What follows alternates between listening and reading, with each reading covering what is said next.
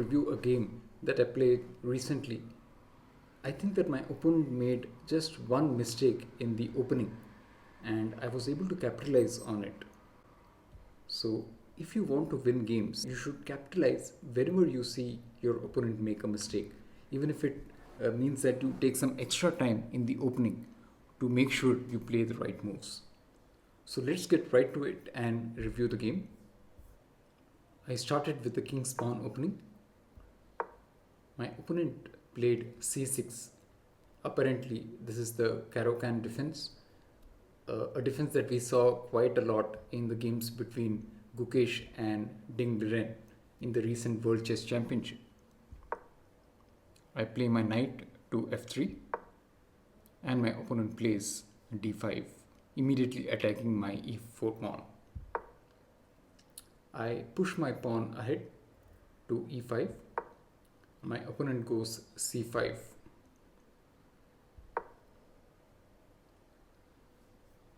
I move my pawn to c3, and the reason for this is that I want to create a pathway for my queen.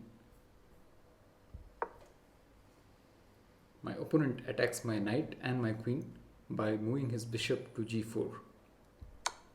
Here's where I see the open diagonal and move my bishop to b5 and give a check.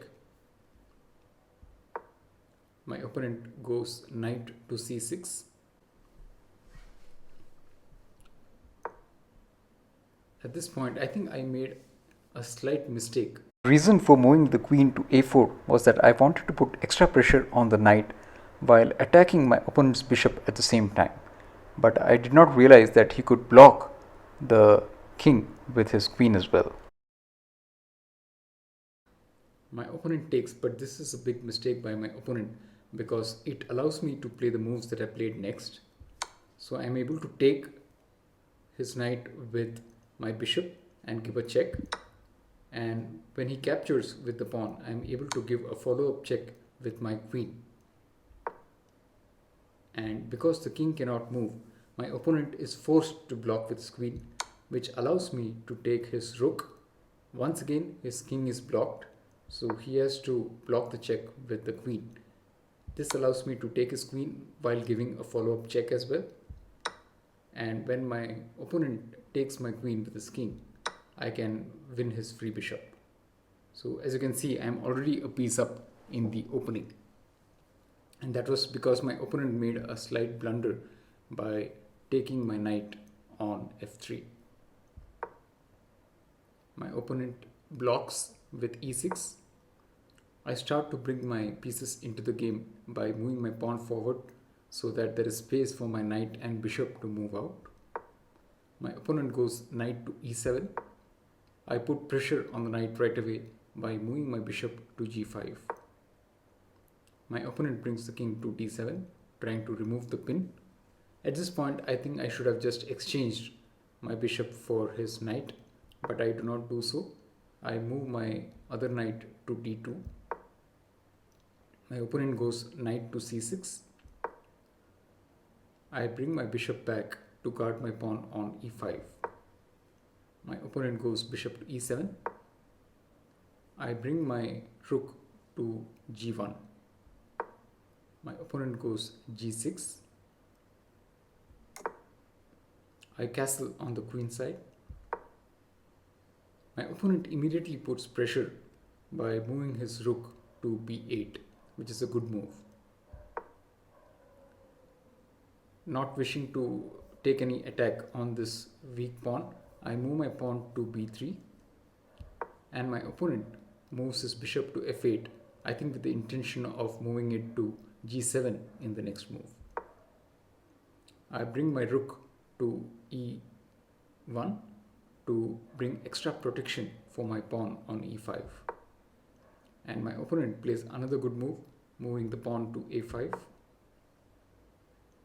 I move my king to c2. It's not a bad move.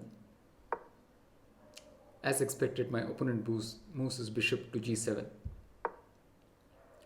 And I want to guard my pawn on b3, so I move my rook to b1. My opponent plays another good move. He moves the knight to a7 with the intention of bringing it to the square b5. Now this allows me to move my pawn to c4. My idea is that it also blocks his knight from coming forward,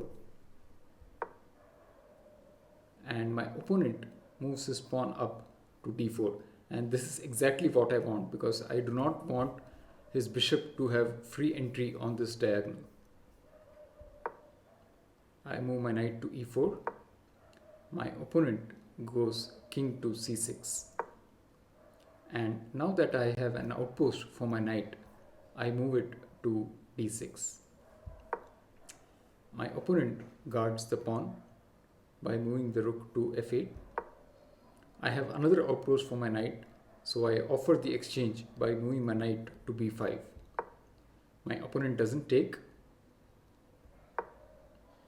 Now at this point I bring extra protection for my knight and also stop my opponent's a pawn from moving forward by moving my own pawn to a4.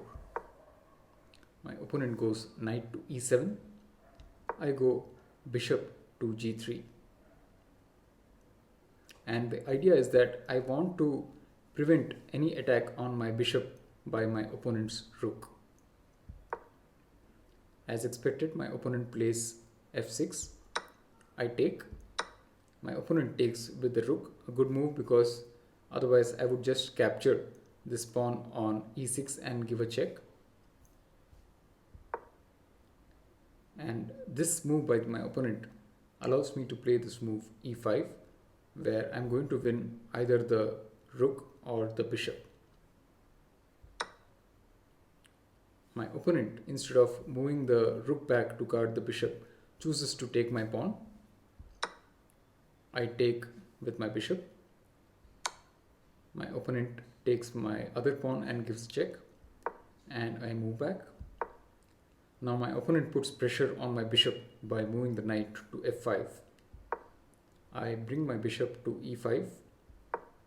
My opponent threatens to bring his pieces close to c2, where he can either check with the rook or bring his knight to c2. So I move my knight to a3 to guard the c2 square.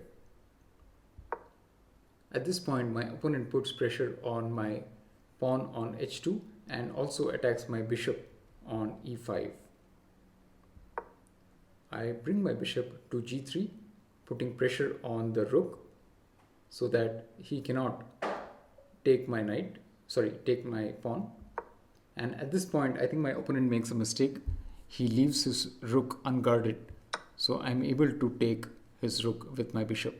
And at this moment, I am 2 pieces up, or I think I'm 3 pieces up, and a few pawns as well.